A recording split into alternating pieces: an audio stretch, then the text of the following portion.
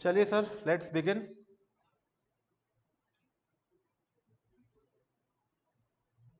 तो मैं बेसिकली ये आपसे आज जो डिस्कशन करना है वो with respect to joint life policy, ठीक है। तो ये लेक्चर भी पूरी तरीके से उसी के रिस्पेक्ट में है।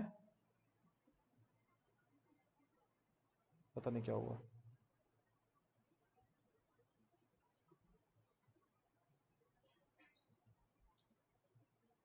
चलो, तो जॉइंट लाइफ पॉलिसी उम्मीद करता हूँ स्क्रीन दिख रही होगी ऑनलाइन वाले बच्चों को। दिख रही है?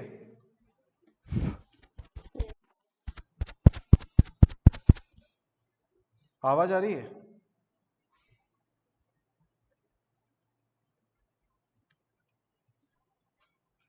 आवाज तो आ ही रही होगी।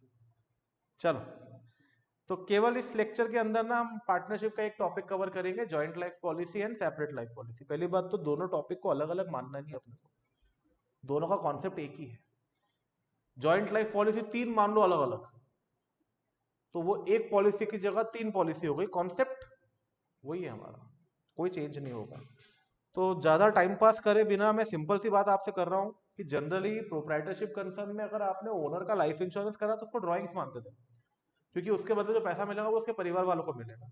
लेकिन पार्टनरशिप में आप अगर बेनिफिशियरी पार्टनरशिप फर्म को बना लेते हैं तो इन दैट केस वो जो इंश्योरेंस है ना, उसका प्रीमियम जो पे होता है वो फर्म के लिए फिर एक्सपेंस होता है, फर्म के लिए ड्रॉइंग्स नहीं होता है। हाँ, अगर आपने पार्टनर की पर्सनल फैमिली को बेनिफिशियरी बनाया तो फिर ये ड्रॉइंग्स है, पर अदरवाइज तो ये पार्टनरशिप फर्म के लिए क्या है, खर्चा है। तो हम बेसिकली इसी पॉइंट पर बात करने के लिए यहाँ इकट्ठा हुए हैं। ये टाइप्स ऑफ इंश्योरेंस पॉलिसी जो पार्टनरशिप में आपको पढ़ने को मिलेगी वो कौन सी होगी? एक होगी जॉइंट लाइफ पॉलिसी और एक होगी separate life policy. Joint life policy का मतलब क्या होता है? जैसे तीन पार्टनर है एबीसी, तो तीनों की लाइफ पर मिलाकर एक पॉलिसी ले लेंगे। अब एक पॉलिसी में मतलब क्या होगा कि एबीसी में से किसी की भी डेथ हो तो वो पॉलिसी क्या हो जाएगी, मेच्योर हो जाएगी। और सेपरेट लाइफ पॉलिसी का मतलब क्या होता है कि ए बी सी तीनों पर अलग अलग पॉलिसी ली जाएगी, तीनों का प्रीमियम फर्म ही भर रही है, और तीनों पॉलिसी के मेच्योर होने पर जो पैसा मिलेगा वो भी किसको मिलेगा, फर्म को ही मिलेगा, ठीक है। पर ए की पॉलिसी मेच्योर तभी होगी जब ए की डेथ होगी। अगर ए की डेथ हो गई तो ए की पॉलिसी मेच्योर होगी, बी और सी की पॉलिसी मेच्योर नहीं होगी। अगर बी की डेथ हुई तो बी की पॉलिसी मेच्योर होगी, ए और सी की पॉलिसी मेच्योर नहीं होगी। बट मेच्योर होने के अलावा यहां पर एक टर्म और होता है कि डेथ होने के पहले ही अगर आप उस पॉलिसी को खत्म करना चाहते हो तो यू हैव द चॉइस कि आप उस पॉलिसी को क्या कर सकते हो, सरेंडर। तो आपको पहले ये पढ़ने के पहले आपको ये टर्म्स पे क्लैरिटी होनी चाहिए कि टर्म्स क्या क्या है सर। तो एक तो प्रीमियम जो एवरी ईयर पे करते हैं, एक होता है सम अश्योर्ड जिसको हम लोग मेच्योरिटी वैल्यू भी बोलते हैं, जो किसी भी जिसके नाम पर पॉलिसी उसकी डेथ होने पर मिलता है, और एक होता है सरेंडर वैल्यू। अब सरेंडर वैल्यू का मतलब क्या होता है सर? तो लिखा है आपके सामने, amount to be received if policy is surrender on a particular date. और surrender value is different for different dates. एक साल बाद की अलग होगी, 2 साल बाद की अलग होगी, 3 साल बाद की अलग होगी। तो सरेंडर वैल्यू कोई आपसे पूछे what is the surrender value, तो इस सवाल के बदले आपको सवाल पूछना, जवाब नहीं देना है। सवाल क्या पूछना है कि भैया ऑफ विच डेट, जो भी डेट वो बताएगा उस डेट की सरेंडर वैल्यू क्वेश्चन देके रखेगा, आपको नहीं चिंता पालनी। तो पहले तो टर्मिनोलॉजी क्लियर है। अगर क्वेश्चन रिटायरमेंट का है तो सम अश्योर्ड या मेच्योरिटी वैल्यू वाला कॉन्सेप्ट कभी उसके अंदर आएगा ही नहीं, क्योंकि वहां किसी की भी डेथ नहीं हो रही, केवल एक पार्टनर क्या हो रहा है, रिटायर हो रहा है। तो रिटायरमेंट के अंदर आपको सरेंडर वैल्यू का कॉन्सेप्ट आएगा, लेकिन अगर डेथ का क्वेश्चन है, किसी पार्टनर की डेथ हो गई है, तो वहां आपके पास सम अश्योर्ड का मैटर इन्वॉल्व हो सकता है। पर वो सब कुछ पढ़ने के पहले आपको यह समझना है कि जो प्रीमियम पेड है उसको आप क्या माने। हमारा एग्जाम्पल जब हमने मेन क्लास में पढ़ा तब भी यही था कि 10 रुपए का प्रीमियम था, year 1 2 3 surrender value first year की 9 रुपए दे रखी, सेकंड ईयर की 16 रुपए और थर्ड ईयर के 27 रुपए, और सम अश्योर्ड 1,000 रुपए। ये हमारा एग्जाम्पल है। हर साल प्रीमियम कितना कितना पे करोगे आप? 10 10 रुपए हर साल का प्रीमियम पे करोगे आप। अगर फर्स्ट ईयर के एंड में आपने पॉलिसी सरेंडर कर दी तो 9 रुपए मिलेंगे, सेकेंड ईयर के एंड में सरेंडर करी तो 16 रुपए, थर्ड ईयर के एंड में सरेंडर करी तो 27 रुपए। अब इसकी अकाउंटिंग करने के तीन तरीके हैं सर। पहला तरीका है कि जो प्रीमियम पे करा it is to be treated as expense. अगर आप इसको एक्सपेंस माने होंगे तो आपकी पता, जैसे ईयर 1 में आपने 10 रुपए का प्रीमियम पे करा, तो एंट्री क्या होगी, जेएलपी प्रीमियम टू बैंक। और यहां पर जो रूल लगा जेएलपी प्रीमियम अकाउंट को डेबिट करने का, वो ये रूल लगा कि ये आपका एक्सपेंस है। तो JLP premium to bank and PNL to JLP premium, पूरे के पूरे खर्चे को उठाकर कहां डाल दिया, पीएनएल में। और पीएनएल में डाल दिया मतलब इनडायरेक्टली पार्टनर्स ने ही उसको बियर करा in their profit sharing ratio. तो मुझे एक बात बताओ, आप किसी पार्टनरशिप फर्म में पार्टनर हो और कोई खर्चा पूरा का पूरा पार्टनरशिप के पीएनएल में डाल दिया, तो मतलब आपने उसको बियर कर लिया कि नहीं कर लिया। तो अब उस पॉलिसी के रिस्पेक्ट में भविष्य में जो भी मिलेगा वॉट, क्या उसमें आपका हिस्सा होना चाहिए कि नहीं होना चाहिए, होना चाहिए। ठीक है, तो होना चाहिए कि नहीं होना चाहिए, ठीक है।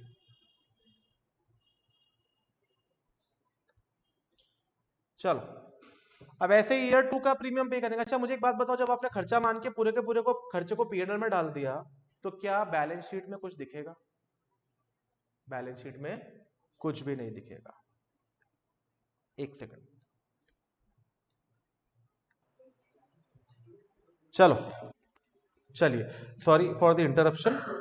तो मैं आपको ये समझा रहा था कि एक्सपेंस मेथड के तहत अगर आप प्रीमियम पे करते हैं तो वो प्रीमियम पूरा का पूरा पीएनएल में चला जाता है और बैलेंस शीट में कुछ नहीं दिखता। तो क्वेश्चन में हमको कैसे मालूम पड़ेगा कि ये एक्सपेंस मेथड फॉलो कर रहे हैं, जब बैलेंस शीट में जेएलपी से रिलेटेड कुछ ना दिखे, आप कुछ भी ना दिखे, ना असेट साइड पर ना तो लायबिलिटी साइड पर। दैट मीन समझ जाना कि जो भी इसका प्रीमियम इस्तेमाल किया गया है वो पीएनएल में डाल के खत्म कर दिया गया।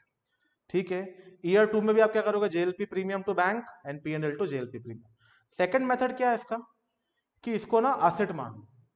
अब पहली बात तो ये समझना, ये चीजें मैं आपको समझा क्यों रहा हूं, ताकि आपको क्वेश्चन देखकर समझ में आ जाए कि मेथड कौन सा फॉलो किया गया है। ये बात का आपको ध्यान रखना है, ठीक है। अब होता क्या है ना, बच्चों को लगता है ये क्वेश्चन आएगा जो एंट्री सर ने कराई, तो इसका क्वेश्चन नहीं आता है। क्वेश्चन आपको पार्टनरशिप का आता है, जिसमें रिटायरमेंट हो रहा है, यहाँ डेथ। तो आपको बैलेंस शीट को देखकर समझना है कि इनमें से कौन सी मेथड फॉलो की गई है। अब अगली मेथड है कि आप उसको क्या मान लें, असेट मान लें, इन्वेस्टमेंट मान लें, ये अगली मेथड है। तो sir JLP account debit to bank करा 10 रुपए का प्रीमियम, पर अब इस जेएलपी को डेबिट मैंने एक्सपेंस मानकर नहीं करा, इस जेएलपी को डेबिट मैंने क्या मानकर करा, असेट मानकर डेबिट करा। तो कायदे से अब ये मेरी बैलेंस शीट में दिखेगा, पर इन्होंने बोला कि भाई साहब ये भी ध्यान रखना है कि असेट ना ज्यादा वैल्यू पे ना दिखे। तो आपके पास क्वेश्चन में ईयर 1 के एंड की सरेंडर वैल्यू वो कितनी है, 9 रुपए। तो आप अपना इन्वेस्टमेंट 10 पे क्यों दिखा रहे हो, आप अपना इन्वेस्टमेंट कितने पर दिखाओ, 9 पे। तो कायदा तो ये कहता है कि अगर आपको सरेंडर वैल्यू है उस डेट की, तो आप अपने बैलेंस शीट में इस इन्वेस्टमेंट को सरेंडर वैल्यू पर ले आओ। और अगर वो क्वेश्चन में अगर आपके पास अगर ऑलरेडी सरेंडर वैल्यू पे तो कोई दिक्कत ही नहीं है, और अगर नहीं है तो आपका पहला काम होगा उसको सरेंडर वैल्यू पे लाना, क्योंकि वो उससे ज्यादा वैल्यू पर नहीं दिखनी चाहिए कायदे से। तो अब 1 रुपए का लॉस हो जाएगा मेरा, 10 की जगह 9, तो 1 रुपए को मैं कहा डाल दूंगा, पीएनएल में। तो एंट्री होगी पीएनएल टू जेएलपी, और उसके बाद मेरी बैलेंस शीट में जो ईयर 1 के जेएलपी दिखेगा वो कितने पर दिखेगा, 9 रुपए पर दिखेगा सरेंडर वैल्यू। ठीक है, ऐसे ईयर 2 में फिर 10 रुपए पे करूंगा, तो 9 और 10 19 रुपए हो गया, और सरेंडर वैल्यू 16 रुपए ही है, तो 3 रुपए को फिर कहा ट्रांसफर कर दूंगा पीएन। ये एवरी ईयर चलता रहेगा, अभी रिटायरमेंट डेथ कुछ नहीं हो रहा है, अभी केवल मैं क्या पे कर रहा हूं, प्रीमियम। थर्ड मेथड क्या है sir, asset as well as expense, जिसको हम लोग प्यार से इस मेथड को जेएलपी रिजर्व मेथड भी बुलाते हैं। ठीक है, इसमें क्या होता है, हम लोग जेएलपी को तो पहले असेट मान के डेबिट करते, तो एंट्री करते जेएलपी टू बैंक, असेट मानकर हमने इसको डेबिट कर दिया। फिर पीएनएल टू जेएलपी रिजर्व, ये एंट्री क्यों कर रहे हैं पता है, ये एंट्री इसलिए कर रहे हैं कि हम चाहते हैं कि जितना इन्वेस्टमेंट खड़ा है वो मेरे नॉर्मल रिजर्व से रिप्रेजेंट ना हो, कैपिटल से रिप्रेजेंट ना हो, वो किससे रिप्रेजेंट हो, मेरा एक रिजर्व बना हुआ उससे रिप्रेजेंट हो। तो जितने का जेएलपी का इन्वेस्टमेंट बनाया, एग्जैक्टली सेम अमाउंट का पीएनएल डेबिट करके आपने उतने का जेएलपी रिजर्व बना दिया। इसके बाद बैलेंस शीट में असेट साइड पर जेएलपी दिखेगा, लायबिलिटी साइड पर जेएलपी रिजर्व। पर फिर हमने बोला 1 रुपए का नुकसान, क्योंकि ईयर 1 के एंड पे क्या हो रहा है, सरेंडर वैल्यू। तो 9 रुपए पे ले आओ, तो इनका कहना है कि चलो ठीक है जेएलपी को तो 9 रुपए पे ले आएंगे, पीएनएल में डाल दें। बोले भाई साहब पीएनएल में तो पूरा 10 रुपए डाल चुके हो आप, वो 10 रुपए पीएनएल में से निकाल के क्या बना दिया आपने, रिजर्व। तो आप इस जेएलपी से रिलेटेड कोई भी लॉस होगा तो उस रिजर्व में से एडजस्ट करो ना, पीएनएल में डालने की क्या जरूरत है। तो इसलिए अब जो 1 रुपए का लॉस होगा ना, जेएलपी को तो क्रेडिट करेंगे, लेकिन यहाँ पी&एल को डेबिट करने की जगह हम किसको डेबिट करेंगे? JLP reserve. और इसीलिए हमेशा होगा ये कि आपकी बैलेंस शीट में यहाँ पे जेएलपी दिख रहा होगा और यहाँ पर जेएलपी रिजर्व, तो जनरली ये दोनों सेम अमाउंट पर दिखने चाहिए अगर सब कुछ सही हुआ है तो। क्योंकि अगर जेएलपी पे कुछ लॉस हुआ होगा तो वो किससे सेट ऑफ हुआ होगा? जेएलपी रिजर्व से। फिर अगले साल का 10 रुपए का फिर प्रीमियम पे करोगे तो जेएलपी 19 रुपए पर आ जाएगा। फिर 10 रुपए पीएनएल से निकाल के कहाँ डाल दोगे? JLP reserve. यहाँ क्या हो रहा है कि हम उसको असेट भी मान रहे हैं और साथ में एक्सपेंस भी मान रहे हैं, पर एक्सपेंस को पे नहीं कर रहे, रिजर्व बना रहे खाली। और 3 रुपए का नुकसान हुआ तो जेएलपी रिजर्व टू जेएलपी। ये याद आ गया आप लोगों को? कोई तकलीफ तो नहीं इसमें नेहा? ठीक है। तो कायदे से बैलेंस शीट में जेएलपी दिखा, जेएलपी रिजर्व दिखा, तो ये थर्ड वाला मेथड है। तो आपका पहला ऑब्जेक्टिव ये है कि आप क्वेश्चन को देखकर ये समझे कि तीनों में से कौन सा मेथड फॉलो हुआ है। अगर बैलेंस शीट में कुछ ना दिखे तो कौन सा method? Expense method. Balance sheet में ऑन दी असेट साइड केवल क्या दिख रहा है? जेएलपी, तो असेट मेथड। और बैलेंस शीट में असेट साइड पे जेएलपी भी दिख रहा है और लायबिलिटी साइड पे जेएलपी रिजर्व भी दिख रहा है, तो कौन सा मेथड? एक सेकंड। असेट साइड पर जेएलपी भी दिख रहा है और लायबिलिटी साइड पर जेएलपी रिजर्व भी दिख रहा है, तो कौन सा मेथड? Asset and expense. ये आइडेंटिफाई करना आपको आना चाहिए। अब इसके केसेस, अब मैं आपको एक बात बताऊं, सेपरेट लाइफ पॉलिसी में क्या होता है? सेपरेट लाइफ पॉलिसी के अंदर भी यही चीजें चलती है, यही 3 मेथड्स हैं। बस वो अब एक बार नहीं, जैसे 3 पार्टनर है, तीनों के अलग अलग रखी, तो ये प्रोसेस 3 बार होगी। तीनों का प्रीमियम अलग अलग पे होगा, तो तीनों के प्रीमियम की एंट्री अलग अलग करनी पड़ेगी आपको। और वो तीनों के प्रीमियम को आप क्या मान सकते हो? तीनों के प्रीमियम को आप क्या मान सकते हो? एक्सपेंस मान सकते हो। तीनों के प्रीमियम को आप असेट मान सकते हो। तीनों के प्रीमियम को आप asset as well as expense मान सकते हो। It's up to you. क्या ये बात समझ में आ रही है? तो सेपरेट लाइफ पॉलिसी से घबराने की जरूरत नहीं है। पर पहले आ जाओ कुछ केसेस देखते हैं। केस नंबर 1 क्या है हमारा? ABC profit sharing ratio 3:2:1, C retire हो गया, ठीक है, at the end of year 2। अगर ऊपर वाले एग्जाम्पल में ही अपन चले तो ईयर 2 के एंड का सरेंडर वैल्यू कितना है? 16 रुपए। और सी रिटायर हो गया तो हमारे पास 2 ऑप्शन है, या तो पॉलिसी को सरेंडर कर दे या तो पॉलिसी को मेंटेन कर दे। क्वेश्चन कुछ ना बोले तो आप सरेंडर करके आएंगे। तो सरेंडर करेंगे तो पैसे कितने मिलेंगे बताओ? सरेंडर करेंगे तो पैसे कितने मिलेंगे? 16 रुपए। तो आइए अपन इसको सरेंडर कर देते हैं, ठीक है। तो if the policy is surrendered, तो तीनों मेथड्स की एंट्री आपके सामने है, तीनों मेथड्स की। पहली मेथड एक्सपेंस अगर माना है तो अब मेरी बुक्स पे जेएलपी 0 अमाउंट पर है, तो जो 16 रुपए आपको मिलेंगे उस पूरे 16 रुपए को आपको इनकम मान लेना है, क्योंकि पहले पूरे प्रीमियम को क्या मान रखा आपने? एक्सपेंस। तो 16 रुपए को इनकम मानकर उसको पीएनएल में ट्रांसफर कर दो और पार्टनर्स कैपिटल में डिस्ट्रीब्यूट कर दो ओल्ड रेशियो में, कोई समस्या? पर अगर आपने इसको असेट मान रखा है, तो अगर ये 16 रुपए पर ही दिख रहा था तो आप सरेंडर कर दो, तो बैंक टू जेएलपी 16। पर सर हो सकता है सरेंडर वैल्यू अब चेंज हो गई हो, तो मान लो अगर आपने इसको 15 रुपए में सरेंडर करा, तो आप बैंक टू जेएलपी करो और 1 रुपए का जो लॉस हो रहा है वो पार्टनर्स कैपिटल में ट्रांसफर कर दो। सर 16 से ज्यादा पे सरेंडर करा तो 1 रुपए का प्रॉफिट हो जाएगा, 2 रुपए का प्रॉफिट हो जाएगा, उसको कहाँ ट्रांसफर कर देना? Partners capital. मेरा कहना है कुछ अलग करने की जरूरत है ही नहीं। नॉर्मल ये मानो कि इन्वेस्टमेंट मेरी बुक्स में 16 पे दिख रहा है, अगर वो 16 में बिक गया तो no profit no loss, bank to investment. और अगर कम में बिका तो लॉस है, वो पार्टनर्स कैपिटल में जाएगा। ज्यादा में बिका तो प्रॉफिट है, वो भी कहाँ जाएगा? पार्टनर्स कैपिटल में चला जाएगा, ठीक है। और अगर आपने इसको रिजर्व मेथड मान रखा है, तो सर अगर आपने 16 में इसको बेच दिया तो बैंक टू जेएलपी। अभी सुनना ध्यान से, बैलेंस शीट में आपको यहां पर जेएलपी दिख रहा था, ये मैंने काट रखा है जो, ठीक है, और जेएलपीआर दिख रहा था। अब आपने इस जेएलपी को बेच दिया तो जेएलपी किस में कन्वर्ट होगा? कैश में। तो अब इस जेएलपीआर की भी जरूरत नहीं, इसको कहां ट्रांसफर कर देंगे? Partners capital. अब इन्वेस्टमेंट को बेचते वक्त फिर प्रॉफिट या लॉस कुछ भी हो सकता है। अभी तो यहाँ पे मैंने माना कोई प्रॉफिट लॉस नहीं हुआ, अगर हुआ तो वो प्रॉफिट लॉस आप जेएलपी रिजर्व में ट्रांसफर कर देना। लॉस होगा तो जेएलपी रिजर्व में से घटा देना, प्रॉफिट होगा तो जेएलपी रिजर्व में प्लस। और अब जो जेएलपी रिजर्व का फाइनल बैलेंस है उसको पार्टनर्स कैपिटल में डिस्ट्रीब्यूट कर दो इन ओल्ड रेशियो। ये सरेंडर करा तब की बात है। अगर मेंटेन करा तो,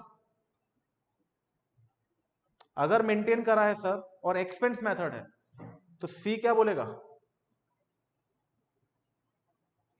सी क्या बोलेगा बताओ।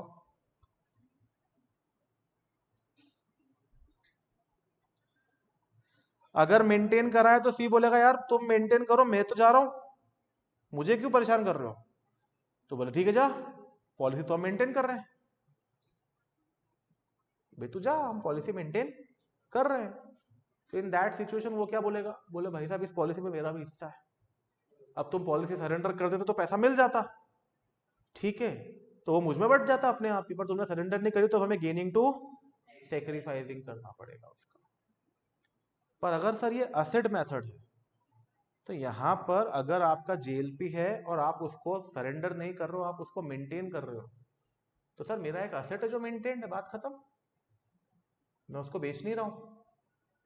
तो सी बोलेगा मेरा हिस्सा, बोले तुझसे जब इसका प्रीमियम पे करा था तो तेरे कैपिटल में डेबिट ही नहीं करा हमने, तो तुझसे वापस कुछ देने की जरूरत है भी नहीं। एक्सपेंस मेथड में क्या होता है, पूरी की पूरी प्रीमियम कैपिटल में से घट चुकी है, तो अब उस पर जो भी पैसा वो आपको वापस मिलना चाहिए। एसेट मेथड में तो क्या हुआ, जो भी प्रीमियम पे करा एसेट टू कैश। सर यहां पर नॉर्मल इन्वेस्टमेंट होता तो आप क्या करते मुझे बताओ, जेल भी देखकर हमारा दिल घबराता है, इन्वेस्टमेंट होता तो क्या उस इन्वेस्टमेंट को बेचना जरूरी है रिटायरमेंट के वक्त, और नहीं बेचते तो कुछ होता है क्या, कुछ नहीं होता है, क्योंकि वो ऑलरेडी आपके कैपिटल के अंदर जुड़ा हुआ है, और आपका कैपिटल अगर आपको कैश में मिल रहा है तो वो जो इन्वेस्टमेंट का हिस्सा था वो भी आपको कैश में मिल जाएगा। तो आपको यहां पर कोई एंट्री पास करने की जरूरत नहीं है अगर आप उसको मेंटेन कर रहे हैं तो, बस सी का कैपिटल का जो बैलेंस है वो उसको कैश में पे कर देना, ऑटोमेटिकली सब हो जाएगा, आपको कुछ नहीं करना।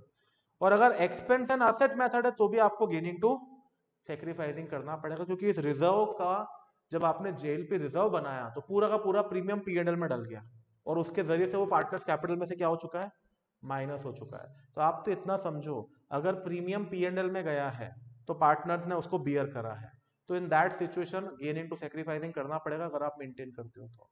पर अगर प्रीमियम पीएनएल में नहीं गया है तो आपको गेनिंग टू सेक्रीफाइसिंग करने की जरूरत नहीं है मेंटेन करते वक्त। आप मुझे बताइए ना, ऊपर जब आपने इसको 16 में सरेंडर करा था एसेट केस में, तो खाली एंट्री क्या करती, बैंक टू जेल पे 16, क्या किसी पार्टनर को कुछ दिया था क्या, नहीं दिया था। तो अगर आप जब बेच रहे हो तब भी किसी पार्टनर को कुछ नहीं दे रहे हो, क्योंकि दी वो चीज चाहती है जो ली गई हो, ये तो ऑलरेडी उनके कैपिटल को रिप्रेजेंट कर रहा है सर, केवल असेट अपना रूप बदल रहा है, इन्वेस्टमेंट से किस में आ रहा है, कैश में आ रहा है। अब ये लॉजिक समझने में बच्चों को थोड़ी तकलीफ आती है, तो आप इसको याद भी कर सकते हो कि इस सिचुएशन में मेंटेन के केस में कोई एंट्री पास नहीं होगी। अब मान लो कि डेथ हो गई तो क्या होगा, एबीसी रेशियो 3:2:1, डेथ हो गई सी की eight the end of year 2, तो क्या होगा समझना, पॉलिसी मेच्योर हो गई सर और आपको 1,000 रुपए मिलेंगे ईयर 2 के एंड पर। क्या यहाँ पर आपके पास चॉइस है, नहीं नहीं हम तो सरेंडर नहीं करेंगे, हम तो मेंटेन करेंगे। डेथ में कोई चॉइस नहीं होती, डेथ में सरेंडर मेंटेन पूछ ही नहीं रहा, आपकी पॉलिसी हो गई मेच्योर, इसी दिन के लिए तो पॉलिसी कराई थी, अब वो दिन आ गया तो बोली नहीं हमको तो मेंटेन करते। तो सर अगर एक्सपेंस मेथड है तो आपको कितने रुपए मिलेंगे, 1,000 रुपए, वो पूरे 1,000 रुपए आपकी इनकम है पार्टनर में डिस्ट्रीब्यूट कर दो ओल्ड रेशियो, कोई और चॉइस नहीं आपके पास। Bank to JLP, JLP to PNL, PNL to ABC, इनमें से कोई भी एंट्री को आप मर्ज कर सकते हो, कोई समस्या नहीं, सीधा बैंक टू एबीसी भी कर सकते हो, कोई दिक्कत नहीं है। बट कॉन्सेप्ट समझ में आना चाहिए कि पार्टनर्स कैपिटल में जाएगा इन देयर ओल्ड रेशियो। अब अगर ये एसेट के रूप में मेंटेन है तो सर 16 रुपए पे जेएलपी मेंटेन है और अब आपको पैसे कितने मिलेंगे, 984, कितने मिलेंगे 984, तो बैंक अकाउंट डेबिट 1000। अब सर 16 रुपए का इन्वेस्टमेंट है, 1,000 में बिका तो 984 का प्रॉफिट हो गया, वो प्रॉफिट किस में डिस्ट्रीब्यूट हो जाएगा, पार्टनर्स में, कौन से रेशियो में, ओल्ड रेशियो में, तो 984 का प्रॉफिट डिस्ट्रीब्यूट कर दो, बात खत्म। आपकी बुक ऐसी एंट्री भी करती है कई बार, बैंक टू जेएलपी 1,000, बोलो अरे जेएलपी तो 16 पे था, 1,000 पे नेगेटिव चला गया तो फिर 984, तो फिर को सुधारने के लिए वापस से क्या करा, डेबिट करा जेएलपी टू एबीसी 984। यहां कोई तकलीफ हो तो बात करो, बोलो नेहा, आ गया समझ में। एसेट एंड एक्सपेंस अगर माना तो फिर यहां पर क्या मैटर हुआ सर, पूरा का पूरा प्रीमियम कहां जा चुका है, पीएनएल में। तो जब भी पीएनएल में प्रीमियम गया है ना तो पैसा पूरा बटेगा पार्टनर, तो अब आपने 16 का इन्वेस्टमेंट बेचा 1000 में, तो 984 का क्या हो गया आपका प्रॉफिट। तो सर इसके लिए तो ऑलरेडी रिजर्व बना हुआ है ना, तो इस पे होने वाला कोई भी लॉस भी उस रिजर्व से एडजस्ट होता, तो इस पे होने वाला प्रॉफिट भी कहाँ जोड़ देंगे, उस रिजर्व में ही जोड़ देंगे।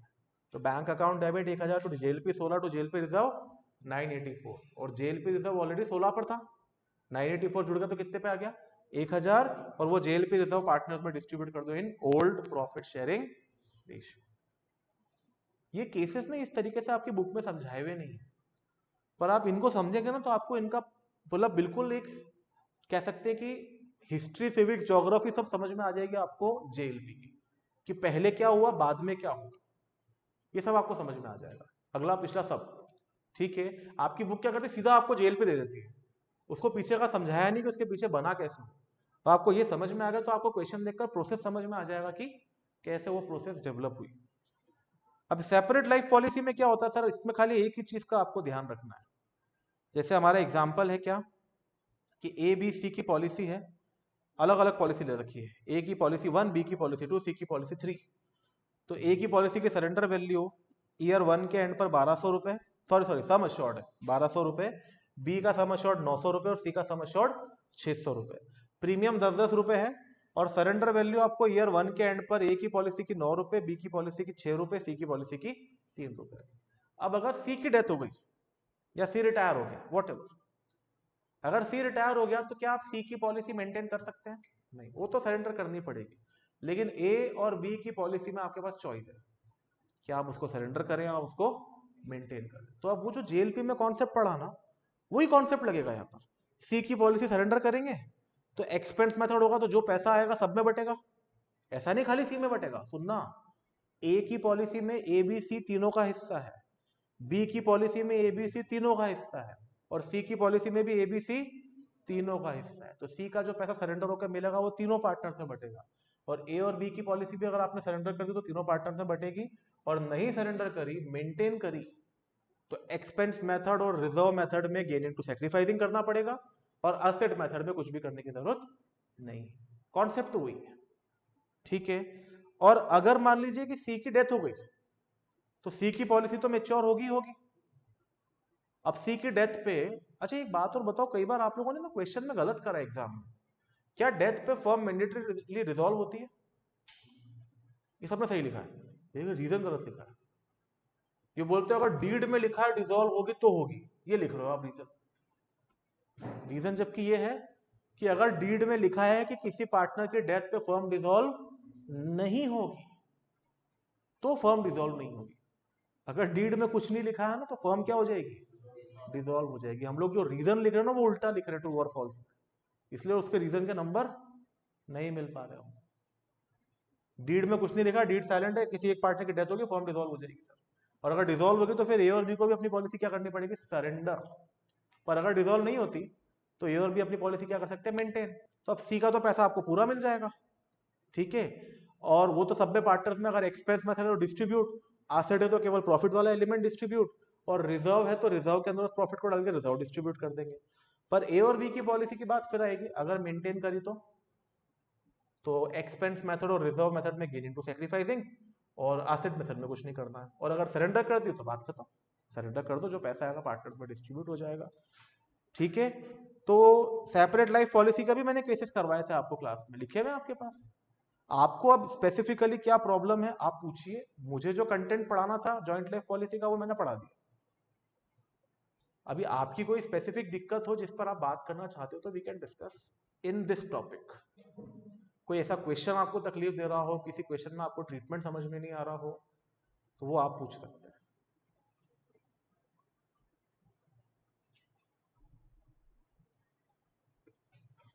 नहीं, चलिए, थैंक यू।